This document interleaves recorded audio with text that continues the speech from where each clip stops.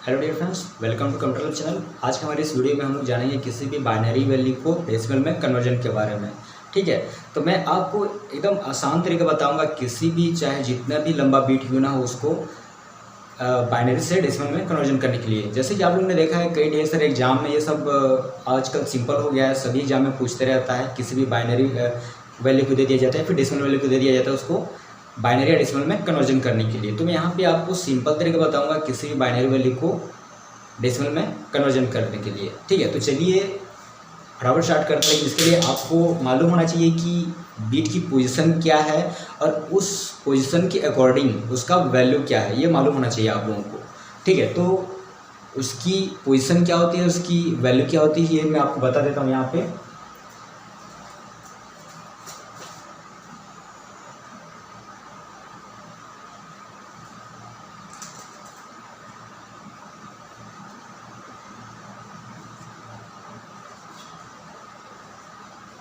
ये क्या होते जाएगा, ये डबल होते जाएगा। ठीक है, ये बीट की वैल्यू है।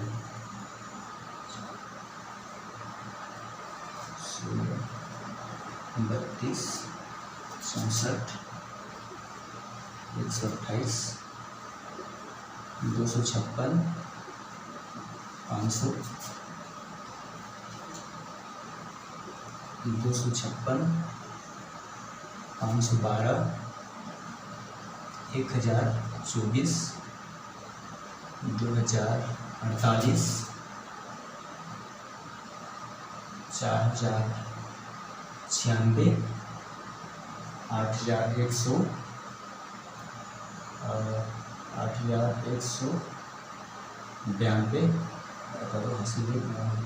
8192, 448। ठीक है, इस तरीके से ये क्या है, किसी भी बाइनरी का वैल्यू है। तो इसकी पोजीशन क्या है, इसकी पोजीशन को लिख लेते हैं यहाँ पे। इसकी पोजीशन जैसे कि ये पहला जो बीट है,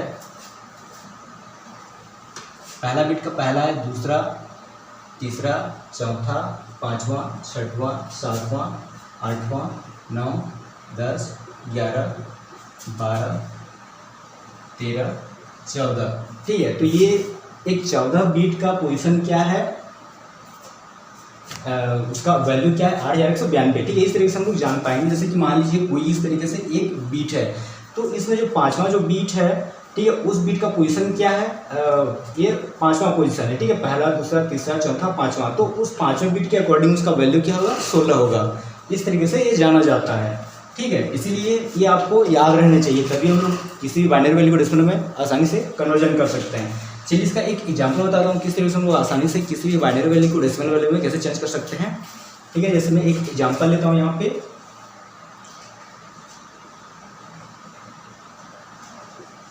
कोई भी एक बाइनरी वैल्यू ले लेते हैं हम लोग, जैसे कि ठीक है, ये बाइनरी वैल्यू ले लेंगे 541011। ठीक है, तो इसको हम लोग किस तरीके से आसानी से चेंज कर सकते हैं। जैसे कि जो नॉर्मल फार्मूला होता है उसमें आप लोग किस तरीके से चेंज करते हैं उसको बताता हूँ मैं। जैसे कि ये 1 × 2 + 1 × 2 + 1 × 2 + 1 × 2 + 0 × 2 + 1 × 2 + 1 × 2। ठीक है, तो इस तरीके से आप लोग कन्वर्जन करते हैं। ठीक है, फिर इसका पोजीशन क्या लगाते हैं, यहाँ पे 0 लगाते हैं, यहाँ पे 1, यहाँ पे 2, ये इसका पावर लगता है 2 का पावर। ठीक है, 2 का पावर 3, 2 का पावर 4, 2 का पावर 5, 2 का पावर 6। ठीक है, 0 1 2 3 4 5 6। तो यहाँ पे जैसे 4 2 6 1 7 बीट है यहाँ पे, तो इतना तक लगेगा क्योंकि यहाँ पे 0 से लग रहा है। लेकिन यहाँ पे हम 0 से नहीं लगाएंगे, इसका पोजीशन कितना लगाएंगे, यहाँ पे 1 से लगाएंगे। जैसे यहाँ पे 0 इसका पोजीशन है, तो यहाँ पे हम लोग क्या करेंगे, 1 लगाएंगे। ठीक है, तो इस तरीके से आप लोग इसका कन्वर्जन करते हैं। तो ये बहुत कॉम्प्लेक्स जाएगा। मान लीजिए इतना बीट वाले को वो करना है, डेसिमल वैल्यू निकालना है, तो बहुत लंबा जाएगा। ठीक है, पहला आप लोग सोल्यूशन ये निकालते हैं। ठीक है, ये एक सोल्यूशन है। सेकेंड सोल्यूशन क्या है,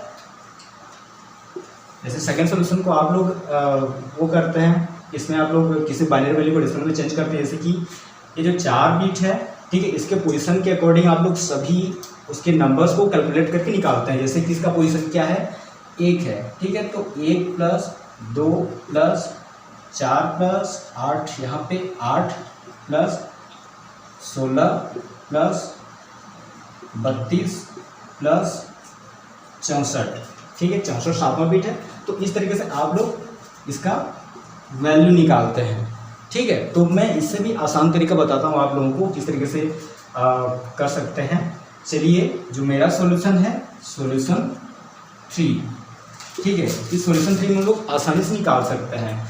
देखिए यहाँ पे क्या करेंगे, यहाँ पे आप लोग एक बीट वाले को काउंट कर रहे हैं, ठीक है। जहाँ पे 1 1 आया उसको काउंट कर रहे हैं। तो यहाँ पे मैं क्या करूँगा, 0 को काउंट करूँगा। अगर हम लोग 1 को काउंट कर सकते हैं तो 0 को भी काउंट कर सकते हैं। तो मैं यहाँ पे 0 को काउंट करना सिखाऊंगा, क्योंकि यहाँ पे ये देखा जाएगा कि जो भी बाइनरी वैल्यू दिया गया है वहाँ पे अगर 0 की संख्या कम है तो 0 को काउंट करेंगे, अगर 1 की संख्या कम है तो 1 को काउंट करेंगे। तो मैं यहाँ पे 0 को काउंट करता हूँ, ठीक है। तो इसमें हम लोग इस मेथड में आसानी से निकाल सकते हैं। कैसे निकाल सकते हैं, देखिए जैसे इसका पोजीशन क्या है, तीसरा पोजीशन है, ठीक है। इसका वैल्यू कितना है, 4 है। तो यहाँ पे मैं 4 लिखूंगा, ठीक है। तो यहाँ पे अगर हम लोग 0 को काउंट करेंगे, ठीक है, किसी में भी अगर हम लोग 0 को काउंट करेंगे, चाहे डेसिमल से बाइनरी वैल्यू में कन्वर्जन हो या फिर बाइनरी से डेसिमल में हो, तो वहाँ पे हम लोग अगर 0 को काउंट करेंगे तो एक वैल्यू एक्स्ट्रा ऐड करेंगे। तो मैं 4 के साथ क्या करूँगा, एक बिट एक्स्ट्रा ऐड करूँगा, ठीक है। अब इसको हम लोग माइनस करेंगे। किसके साथ माइनस करेंगे, जैसे कि इसका पोजीशन कितना है, 7वां है, ठीक है। तो मैं इसके एक आगे वाले बीट के साथ इसको माइनस करूंगा, ठीक है। ये याद रखना हमेशा कि जब हम लोग 0 वैल्यू को लेंगे तो एक बीट एक्स्ट्रा ऐड करेंगे, और ये जैसे 7वां बीट आ रहा है तो उसके आगे वाले बीट के साथ हम लोग उसको सब्ट्रैक्ट करेंगे। तो आगे वाले बीट का वैल्यू कितना है, 8वें बीट का 128। तो इसको 128 के साथ में क्या करूंगा, सब्ट्रैक्ट करूंगा, ठीक है। तो ये 4 1 5 हो गया, 128 - 5, ठीक है। तो यहाँ पे 3 बचा, 2 और 1, ठीक है। ये देखिए आंसर आ गया, ये डेसिमल वैल्यू और ये बाइनरी वैल्यू, ठीक है। इस तरीके से हम लोग किसी भी कॉम्प्लेक्स बाइनरी नंबर का आसानी से हम लोग डेसिमल वैल्यू निकाल सकते हैं, ठीक है। तो ये मेरे स्टेप में एकदम आसानी से आप लोग निकाल सकते हैं। चलिए और कुछ एग्जांपल लेते हैं, ठीक है। इसको मैं क्लियर कर देता हूँ।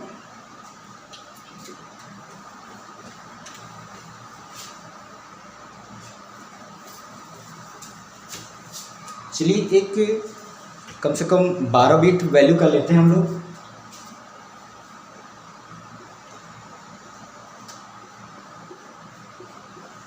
ठीक है, ये देखिए इतने लंबे बीट का हम लोग अगर सॉल्यूशन फर्स्ट या फिर सॉल्यूशन सेकंड निकालेंगे तो बहुत लंबा जाएगा, ठीक है। उसको जोड़ने में बहुत ही लंबा प्रोसेस होगा, बहुत टाइम लगेगा।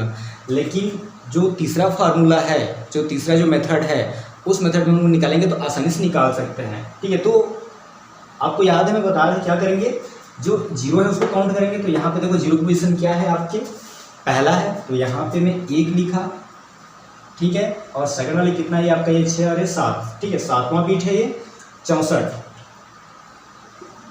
बीट, ठीक है। और जब हम लोग जीरो को काउंट करते हैं तो एक बीट एक्स्ट्रा ऐड करते हैं, ठीक है। तो मैं यहाँ पे +1 लिखूंगा, ठीक है। मतलब वहाँ पे हम लोग एक संख्या एक्स्ट्रा ऐड करते हैं उसके पीछे में, ठीक है। तो मैं यहाँ पे एक वैल्यू एक्स्ट्रा ऐड किया।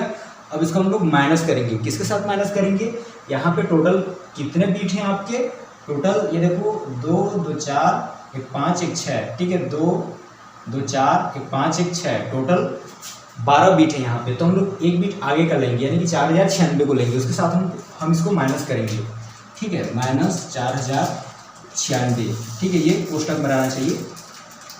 अब 4096 माइनस इसको हम लोग ऐड कर देंगे, 64 1 65 1 66, ठीक है। इसका वैल्यू 66 आ गया। अब देखते हैं इसको माइनस करना पड़ेगा, -66, ठीक है। तो 6 6 0 और यहाँ पे कितना जाएगा, 3 आ जाएगा, 0 और ये 4, ठीक है। देखिए इसका वैल्यू आ गया, इसका डेसिमल वैल्यू 4030, ठीक है, 4030। इस तरह से हम लोग आसानी से निकाल सकते हैं, ठीक है।